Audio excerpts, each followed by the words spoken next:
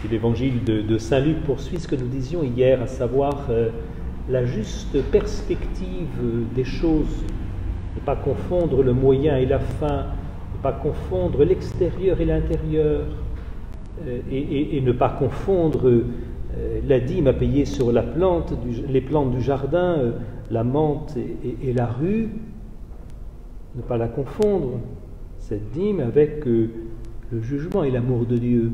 Remettre les choses dans une juste perspective, c'est un appel qui nous est régulièrement adressé, sur lequel Saint Luc met l'accent en ce chapitre 11 que nous lisons actuellement.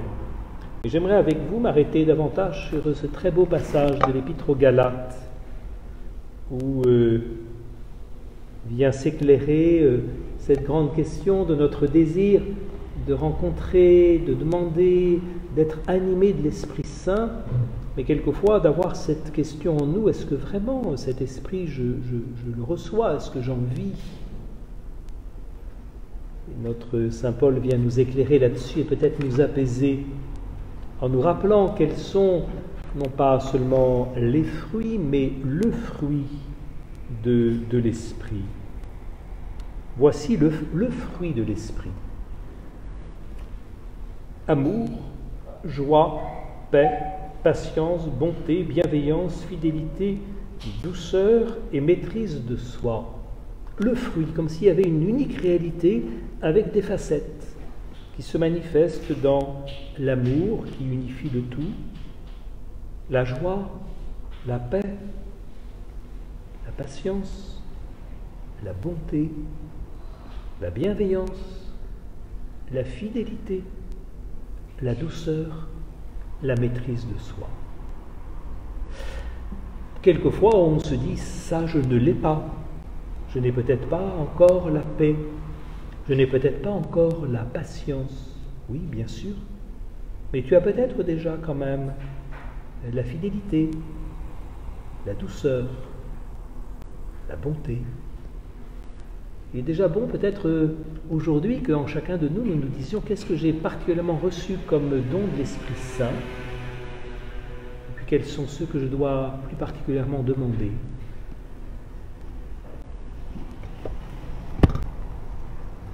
J'aimerais pour finir vous lire ce petit passage d'un commentaire du pape qui a tellement l'art de nous parler simplement des choses essentielles.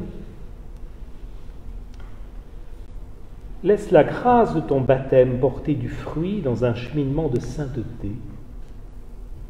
C'est bien par le baptême que nous recevons plus pleinement l'Esprit Saint. Permets que tout soit ouvert à Dieu et pour cela, choisis-le. Choisis Dieu sans relâche. Ne te décourage pas parce que tu as la force de l'Esprit Saint pour que ce soit possible. Et la sainteté, au fond, c'est le fruit de l'Esprit Saint dans ta vie.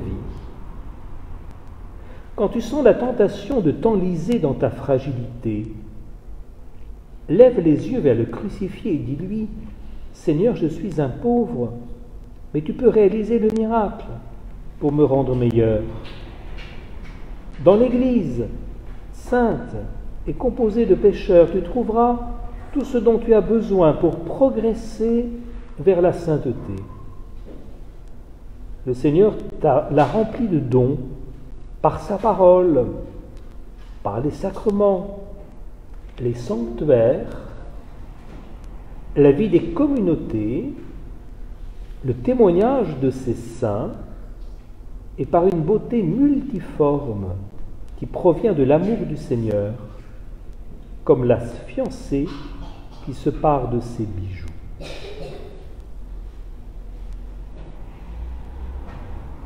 Dis-lui, Seigneur, je suis un pauvre, mais tu peux réaliser le miracle qui me rende meilleur. Cette parole, nous pouvons la porter en nous, demandant à l'Esprit Saint tel ou tel de ces dons dont nous ressentons en nous douloureusement, à certains jours, l'absence.